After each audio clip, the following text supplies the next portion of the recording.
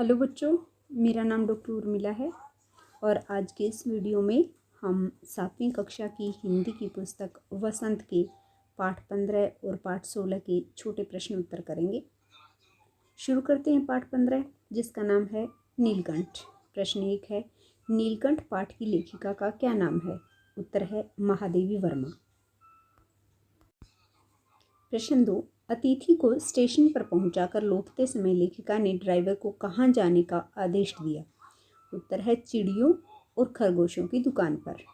प्रश्न 3, बड़े मियाँ ने चिड़ी मार को कहाँ का रहने वाला बताया? उत्तर है शंकरगढ़ का। प्रश्न 4, शंकरगढ़ के चिड़ी मार ने बड़े मियाँ को किसके बच्चे दिए? उत्तर है मोर के। प्रश्न 5, महादेवी वर्मा को 2 मोर के बच्चे किसने दिए? बड़े मियाँ ने। प्रश्न 6, किसके पंजों से दवा बनती है? मोर के पंजों से। प्रश्न 7, मोर के बच्चे आरंभ में किस पक्षी जैसे लगते थे? तीतर जैसे। प्रश्न 8, महादेवी वर्मा ने मोर के बच्चों की कितनी कीमत चुकाई? 35 रुपये। कितनी? 35 रुपये। प्रश्न 9, महादेवी वर्मा ने पक्षियों का पिंजरा पहले कहाँ रखा? पढ़ने लिखने के कमरे में। प्रश्न 10, महादेवी वर्मा ने पक्षी शावकों को खाने के लिए क्या दिया? सत्तू की गोलियां। प्रश्न 11, किसके डर से लेखिका ने मोर के बच्चों वाले कमरे का दरवाजा बंद रखना पड़ता था? उत्तर है चित्रा, जो उनकी बिल्ली थी। प्रश्न 12, इस पाठ के अनुसार नीलकंठ कौन है, यानी किसका नाम है? मोर का। प्रश्न 13, लेखिका ने पहली मोरनी का क्या नाम रखा? राधा। तो जो 2 पक्षी एक साथ लेकर आई थी महादेवी वर्मा, उनमें से जो मोर था उसका नाम नीलकंठ रखा और जो मोरनी थी उसका नाम राधा रखा। प्रश्न 14 है, लेखिका ने दूसरी मोरनी का क्या नाम रखा? कुब्जा। महादेवी वर्मा जब दोबारा गई तो उनको बड़े मियाँ ने एक और पक्षी दिया जो कि मोरनी थी और उसका नाम महादेवी वर्मा ने कुब्जा रखा। प्रश्न 15 है, लेखिका ने दूसरी मोरनी का नाम कुब्जा क्यों रखा? उत्तर है उसकी जख्मी टांग के कारण। प्रश्न 16 है, कबूतर का क्या नाम था? लक्का। प्रश्न 17 है, मोर का नाम नीलकंठ क्यों रखा? नीलाभ ग्रीवा के कारण। प्रश्न 18 है, नीलकंठ ने स्वयं को चिड़ियाघर के निवासियों का क्या घोषित कर दिया? उत्तर है सेनापति और संरक्षक। प्रश्न 19 है, नीलकंठ की पैनी चोंच से पकड़ने के कारण खरगोश के बच्चों का कौन सा संस्कार हो गया? करणभेद संस्कार। प्रश्न 20 है, नीलकंठ ने किसकी जान बचाई? खरगोश की। प्रश्न 21, कार्तिकेय ने अपने युद्ध वाहन के लिए किसे चुना? मयूर को। प्रश्न 22 है, लेखिका को देखकर नीलकंठ अपनी प्रसन्नता किस प्रकार प्रकट करता था? उत्तर है पंख फैलाकर नृत्य की भंगिमा में खड़ा होकर। प्रश्न 23, नीलकंठ कौन सी ऋतु में नृत्य करता था? वर्षा ऋतु में। प्रश्न 24, विदेशी महिलाओं ने नीलकंठ को क्या उपाधि दी? Perfect gentleman. या उल्टा भी पूछ सकते हैं, परफेक्ट जेंटलमैन की उपाधि नीलकंठ को किसने दी? उत्तर आ जाएगा विदेशी महिलाओं ने। प्रश्न 25, नीलकंठ लेखिका की हथेली पर भुने चने कैसे उठाकर खाता था? उत्तर है कोमलता से। प्रश्न 26 है, नीलकंठ कौन सी ऋतु में जाली घर में अस्थिर हो उठता था? उत्तर है वसंत ऋतु में। प्रश्न 27 है, नीलकंठ और राधा की सबसे प्रिय ऋतु कौन सी थी? वर्षा ऋतु। प्रश्न 28, नीलकंठ की गति कैसी थी? गर्वीली। गति यानी चाल। प्रश्न 29, लेखिका ने, यहाँ ने शब्द आएगा, लेखिका ने दूसरी मोरनी यानी कुब्जा की कितनी कीमत चुकाई? 7 रुपये। प्रश्न 30, राधा के 2 अंडे किसने फोड़ दिए? कुब्जा ने, यानी राधा ने 2 अंडे दिए और वो कुब्जा ने क्या किया? फोड़ दिए। प्रश्न 31, लेखिका की अल्सेशियन कुत्ती का क्या नाम था? कजली। प्रश्न 32, बड़े मियाँ के भाषण की तुलना किससे की गई है? तूफान मेल से। प्रश्न 33, बड़े मियाँ कौन थे? पक्षियों के बच्चों को बेचने वाला। प्रश्न 34, किस पक्षी के शावक ऊन के गोले के समान दिख रहे थे? खरगोश के। प्रश्न 35, तोते मोर के बच्चों का परीक्षण कैसे कर रहे थे? एक आंख बंद करके। प्रश्न 36, नवागंतुक का संधि विच्छेद कीजिए। उत्तर है नव जमा आगंतुक। प्रश्न 37, नीलकंठ अपने पक्षियों की सेना लेकर कहाँ जाता था? दाना देने के स्थान पर, यानी जहाँ उनको दाना मिलता था, एक निश्चित जगह थी, वहाँ पर नीलकंठ पक्षियों की सेना को लेकर चला जाता था।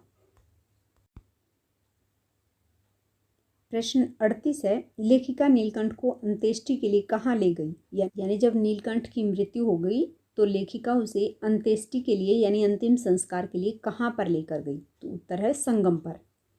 प्रश्न 39 है, लेखिका ने मृत नीलकंठ को किस में लपेटा? उत्तर है अपने शाल में। प्रश्न 40 है, मयूर पक्षी कैसा होता है? कलाप्रिय। प्रश्न 41, नीलकंठ ने पाठ के अनुसार किसको मारा? उत्तर है सांप को। प्रश्न 42, सुकुमारता में उपसर्ग और प्रत्यय छांटिए। यहाँ जो है कुमार शब्द है और इसमें उपसर्ग सु है और प्रत्यय ता है, इसलिए पूरा शब्द सुकुमारता बना। प्रश्न 43, पक्षी शावक में कौन सा समास है? तत्पुरुष समास। प्रश्न 44, लेखिका ने नवागंतुक किसको कहा है? उत्तर है मोर के बच्चों को।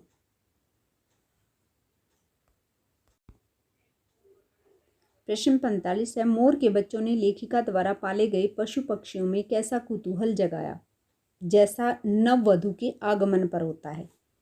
प्रश्न 46, खरगोश किस भाव से मोर के बच्चों का निरीक्षण कर रहा था? उत्तर है गंभीर भाव से। प्रश्न 47 है, मोर की कलगी के लिए किस विशेषण का प्रयोग किया गया है? उत्तर है सघन, ऊंची और चमकीली। इन विशेषणों का प्रयोग किया है। प्रश्न 48 है, मोर के पंखों पर कैसे रंग चमकने लगे थे? उत्तर है इंद्रधनुषी रंग। और इसी के साथ इस पाठ के प्रश्न उत्तर समाप्त हुए। अब हम पाठ 16 के प्रश्न उत्तर करेंगे। पाठ 16 का नाम है भोर और बरखा। प्रश्न 1, भोर और बरखा कविता की कवयित्री का क्या नाम है? मीराबाई। प्रश्न 2, गोपियाँ क्या कार्य कर रही हैं? दही मथ रही हैं। प्रश्न 3 है, किस बात से पता चलता है कि भोर हो गई? भोर यानी सुबह। उत्तर है ग्वाल बाल के जय जयकार करने से। प्रश्न 4 है, इस कविता में किसको जगाने का प्रयास किया जा रहा है? उत्तर है बालक श्री कृष्ण को। प्रश्न 5 है, कृष्ण को जगाने के लिए द्वार पर कौन खड़ा है? देवता और मनुष्य। प्रश्न 6 है, ग्वाल बाल के हाथों में क्या है? उत्तर है रोटी माखन। प्रश्न 7 है, यशोदा माता श्री कृष्ण को क्या कहकर पुकारती है? उत्तर है वंशी वारे लाल जी गवन के रखवारे। प्रश्न 8 है, रजनी यानी रात बीतने पर क्या होता है? उत्तर है प्रातः काल होता है, सब लोग जाग जाते हैं और सभी घरों के किवाड़ खुल जाते हैं। प्रश्न 9 है, गोपियों के दही मथने से किसकी आवाज़ सुनाई पड़ रही है? उत्तर है कंगनों की। प्रश्न 10 है, भोर और बरखा कविता में किस ऋतु का वर्णन है? उत्तर है वर्षा ऋतु का। प्रश्न 12 है, मीराबाई किसके आने की आहट सुनकर प्रसन्न हो गई? उत्तर है श्री कृष्ण की। प्रश्न 13 है, मीरा के प्रभु शरण में आने वाले का क्या करते हैं? उत्तर है उद्धार। प्रश्न 14 है, श्री कृष्ण ने अपनी अंगुली पर कौन से पर्वत को धारण किया? उत्तर है गोवर्धन को।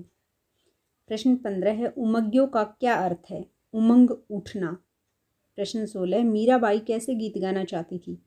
आनंद मंगल गीत। प्रश्न 17, वर्षा ऋतु में क्या सुहावनी लगती है? शीतल पवन। प्रश्न 18, मीरा ने किस महीने के बदरिया के बरसने की बात कही है? सावन की। प्रश्न 19, सावन के आते ही आसमान में क्या हो जाता है? काले बादल छा जाते हैं।